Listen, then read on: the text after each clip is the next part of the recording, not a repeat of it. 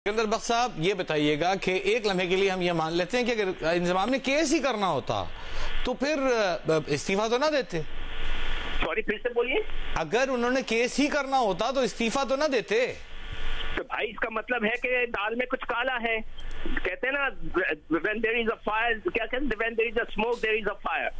मैं इसीलिए कह रहा हूँ, हम तो उनको बहुत इज्जत की निगाह से देखते हैं। वो हमारे लिए आपका पॉइंट आया। सिकंदर साहब, आपकी जाने वापस आते हैं। अब्दुल रज़ाक हमारे साथ मौजूद हैं। अब्दुल रज़ाक, हमारे नाज़रीन के लिए समझाइएगा कि किस तरह लीग्स आप खेले हैं, काउंटी आप खेले हैं, तो किस तरह की काम करती हैं ये एजेंट कंपनियां, हमारे नाज़रीन को समझाइएगा आसान अल्फाज में। ये देखें, सबसे पहली बात तो ये ओवर क्लेवर जो लोग होते हैं वो ऐसे ही चीजें करते हैं जो पैसा कमाना चाहते हैं और कंपनी का नाम लेकर कंपनी के बिहाफ पे लोगों को ये जो है ना थोड़ा सा प्रेशराइज करते हैं और उनके साथ पीआर भी बनाते हैं और उनको फिर यूज भी करते हैं कि ये कंपनी है। कि कंपनी के पीछे कौन होता है? कंपनी जो बनाता है वही बंदा होता है ना, नाम कंपनी का यूज होता है।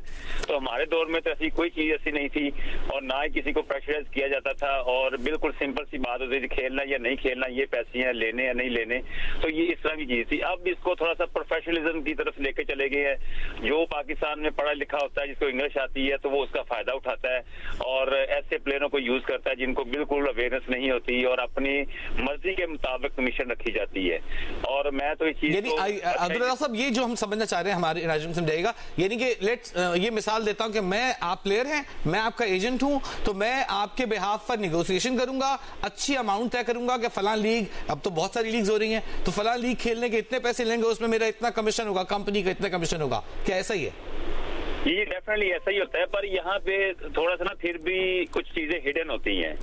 क्योंकि कंपनी अगर कोई काउंटी आपको कहती है कि जी हम अब्दुल रज़ाक को 1 लाख पाउंड देना चाहते हैं, तो ये हमारे जो एजेंट होते हैं ये कहते हैं जी हम उसको 70,000 में ले आएंगे, तो मुझे क्या देंगे आप?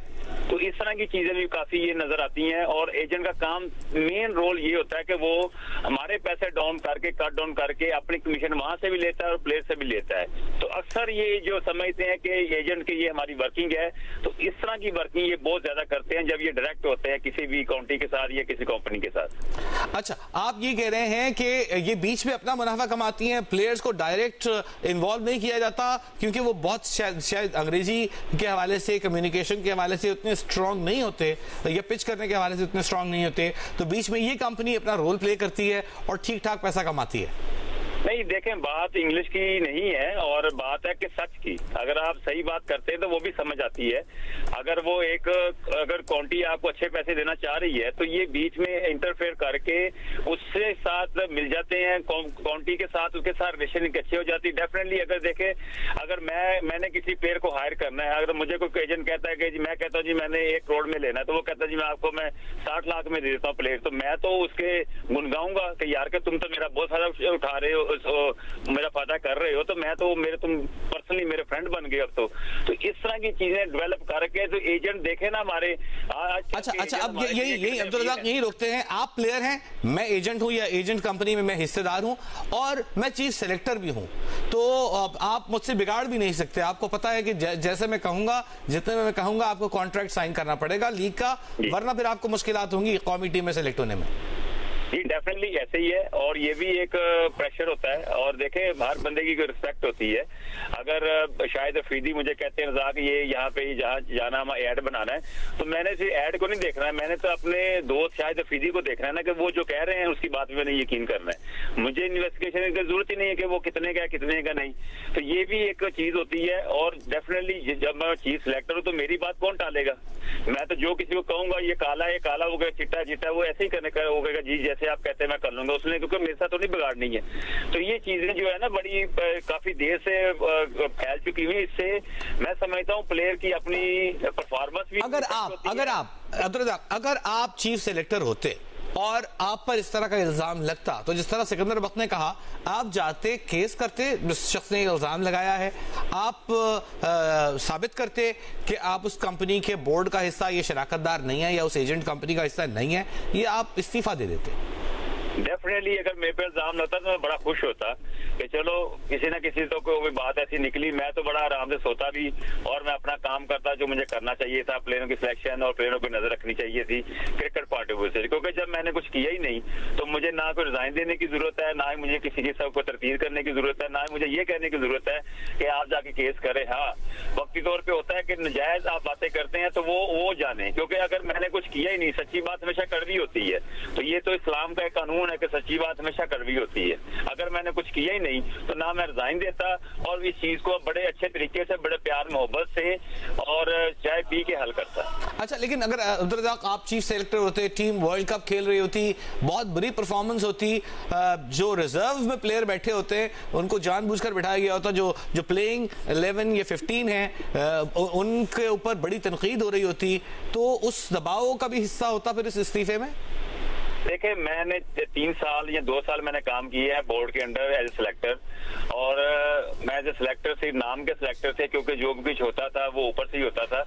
अगर मैं चीफ सिलेक्टर होता सबसे पहले तो मैं इस तरह की गलतियां करता ना, और हल्फन मैं जो भी काम करता हर प्लेयर के साथ इंसाफ करता और अच्छी टीम बनाता। पूरी जिम्मेदारी मैं खुद लेता कि जी अगर मैं चीफ सिलेक्टर हूँ तो मैं पूरी जिम्मेदारी लेता हूँ, और मीडिया में बैठ के मैं कहता कि ये टीम हारेगी जीतेगी, मैं उसकी सारी जिम्मेदारी मैं खुद लेता हूँ। ये आप में होना चाहिए। तो क्या आप समझते हैं कि इस जो परफॉर्मेंस है टीम की या जो कारकर्दगी है उसकी जिम्मेदारी लेते हुए?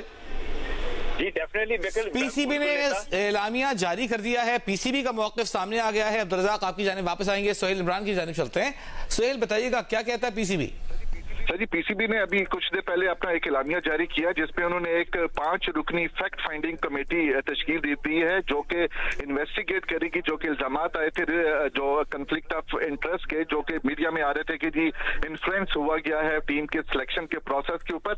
इसमें बिल्कुल ये तस्करा नहीं किया गया कि इंजमामुल हक से मुलाकात हुई है, इंजमामुल हक ने इस्तीफा दिया या नहीं दिया। और एक दूसरा पैराग्राफ है उसमें लिखा गया है, बताया गया है कि कमेटी अपनी रिपोर्ट जो है, जो तजावीज है, आप ये कह रहे हैं कि पीसीबी का एलानिया ये कहता है कि प्लेयर सिलेक्शन को इन्फ्लुएंस किया गया है, इसकी तहकीकात के लिए 5 रुकनी कमेटी बनाई जा रही है, ऐसा ही है?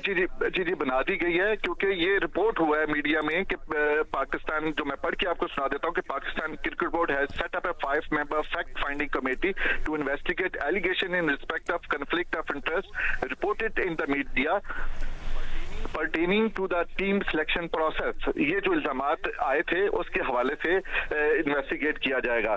और अभी जो इसमें कोई भी किसी भी किस्म का कोई तस्करा ये नहीं किया गया कि इंजमामुल हक ने इस्तीफा दे दिया है, इंजमामुल हक का नाम भी नहीं बताया गया, और ना ही सिर्फ ये बताया गया कि अपनी रिपोर्ट जो कमेटी है वो सिफारिशात और रिपोर्ट जल्द पीसीबी इंतजामिया को भिजवा देगी। अच्छा, आप एक बार फिर हमारे नाज़रीन को बताइएगा, पीसीबी एलामिया उन्होंने सुन लिया, इंजमामुल हक ने पीसीबी के दफ्तर में मुलाकात किससे की थी? जी हमें दोपहर के 3 बजे के लगभग हमें इस बात की तस्दीक की गई पीसीबी हेडक्वार्टर से ज़राए ने कि इंजमामुल हक के चेयरमैन ज़का अशरफ से मिलने के लिए पहुंच चुके हैं। लेकिन इसी दौरान चेयरमैन ज़का अशरफ का एक फंक्शन पहले से शेड्यूल था जो कि नेशनल क्रिकेट अकेडमी में था। आपके इल्म में होगा पाकिस्तान ए, वेस्ट इंडीज विमेन ए और उसके साथ साथ थाईलैंड की इमर्जिंग टीमें वहां पर मौजूद है। वहां उनके एजाज में एक फंक्शन रखा गया था, वहां पर जाना है। अब तक जो मुतज़ाद इत्तलात आ रही हैं कि इंजमामुल हक की पीसीबी हेडक्वार्टर में मुलाकात नहीं हुई थी। इंजमामुल हक मुलाकात के लिए जरूर, लेकिन इंजमामुल हक को यह जरूर पता चल गया था कि एक फैक्ट फाइंडिंग कमेटी बनाई जा रही है इन इल्जामात के हवाले से, जिसके बाद इंजमाम ने इस्तीफा दे दिया। क्या यह कहना दुरुस्त होगा? जी, जिस तरीके से अभी कुछ देर पहले आपने उनके इंटरव्यू का, उनके वर्जन का तस्करा किया जिसमें उनका यही कहना था कि उनके ऊपर गलत इल्जामात लगाए गए, तो बेहतर यही है कि वो अलग होकर अपने तमाम तर मामलात को जो है वो इन्वेस्टिगेट करवाने के लिए तैयार है। और अब जो पाकिस्तान क्रिकेट बोर्ड ने एक इन्वेस्टिगेशन कमेटी जो है वो तश्कील दी है, ये भी उसी के साथ अगर हम जोड़ें तो वो यही सिलसिला नजर आ रहा है कि इंजमामुल हक अलग हो गए हैं ताकि उनके बारे में जो इल्जामात हैं उनको इन्वेस्टिगेट किया जा सके कि वो कन्फ्लिक्ट ऑफ इंटरेस्ट कहां था, या जो मीडिया में रिपोर्ट किया जाता है जिसमें इल्जामात लग रहे हैं कि वो इन्फ्लुएंस हुए हैं सिलेक्शन प्रोसेस के ऊपर। ठीक है, सोहेल हमारे साथ ही मौजूद रही है अपनी